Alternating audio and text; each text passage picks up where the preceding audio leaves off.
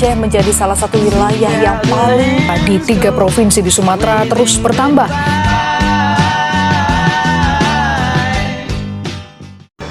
Kok banjir Sumatera dan Aceh sampai sekarang belum ditetapkan sebagai bencana nasional ya?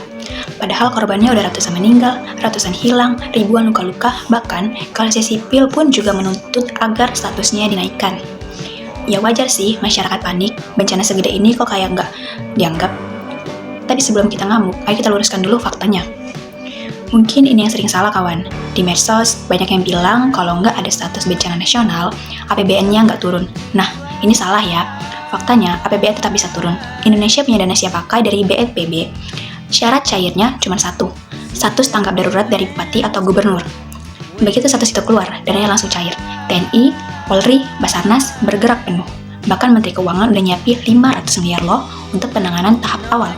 Terus kalau kurang, ya bakal ditambah lagi. Tanpa status nasional pun, bantuan pusat itu tetap jalan. Logistik, tenaga medis, helikopter, dapur umum, semuanya udah turun. Dan yang paling penting, penyelidikan juga tetap berjalan. Usut dugaan pembalakan liar, deforestasi, mafia kayu, semuanya tetap diproses. Bukan hanya menunggu label bencana nasional. Tapi masyarakat masih belum puas dengan alasan itu.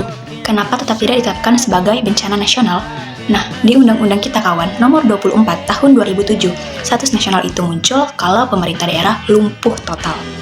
Contohnya, kita flashback sedikit dari kejadian tsunami Aceh tahun 2004. Pemerintah daerah hilang, kantor rusak, pejabatnya wafat, administrasi juga berhenti, sehingga tidak ada yang mengatur kebijakan di sana.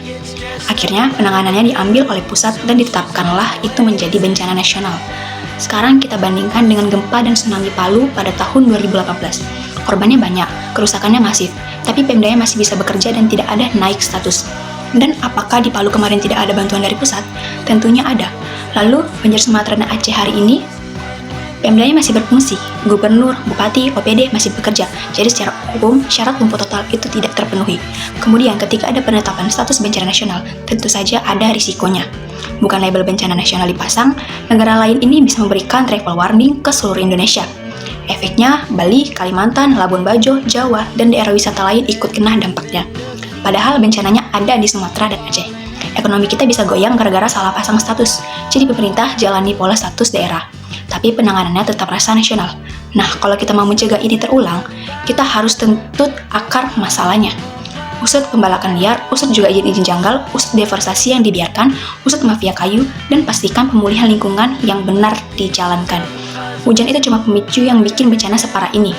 Ya mereka yang merobek-robek hutan, kalau kita coba ribut soal status nasional, tapi diam aja soal siapa yang mengeruk gunung, ngebabat hutan, banjir kayak gini bakal datang lagi, dan lagi. Tentu kondisi bencana yang terjadi ada kaitannya dengan manajemen sumber daya manusia. Yang pertama, perencanaan sumber daya manusia atau Human Resource Planning. Dalam situasi bencana, perencanaan sumber daya manusia menjadi sangat penting. Pemerintah harus mampu memastikan ketersediaan tenaga kerja yang kompeten seperti tenaga medis, relawan, tim SAR, dan aparat negara. Hal ini sejalan dengan konsep perencanaan SDM dalam manajemen sumber daya manusia, yaitu memastikan jumlah dan kualitas SDM sesuai dengan kebutuhan organisasi, terutama dalam kondisi darurat. Yang kedua, keselamatan dan kesehatan. Banyak pekerja relawan dan petugas lapangan bekerja di situasi berisiko tinggi. MSDM menekankan bahwa keselamatan dan kesehatan kerja adalah hak dasar sumber daya manusia, sehingga penyediaan alat pelindung diri, pelatihan keselamatan, dan prosedur kerja yang aman menjadi hal yang wajib. Yang ketiga, pengembangan sumber daya manusia dan pelatihan. Pelatihan mitigasi bencana, manajemen krisis, dan komunikasi darurat merupakan bagian dari pengembangan kompetensi sumber daya manusia agar lebih siap menghadapi kondisi ekstrim. Yang keempat, kesejahteraan dan kesehatan mental sumber daya manusia dalam MSDM modern. Kesejahteraan mental karyawan menjadi perhatian utama. Trauma, stres, dan kelelahan emosional harus ditangani melalui dukungan psikologis dan kebijakan kerja yang manusiawi. 5. Manajemen perubahan. Setelah bencana terjadi, akan memaksa organisasi dan pemerintah untuk melakukan perubahan cepat, baik dalam sistem kerja, kebijakan, maupun pembagian tugas. Maka, melihat kondisi Indonesia saat ini, dapat disimpulkan bahwa tantangan Indonesia bukan hanya soal alam, tetapi juga kesiapan sumber daya manusianya. Bencana seharusnya menjadi pengingat bahwa manajemen sumber daya manusia tidak boleh hanya fokus pada efisiensi dan kinerja, tetapi juga pada aspek kemanusiaan, kesiapsiagaan, dan ketahanan mental sumber daya manusia.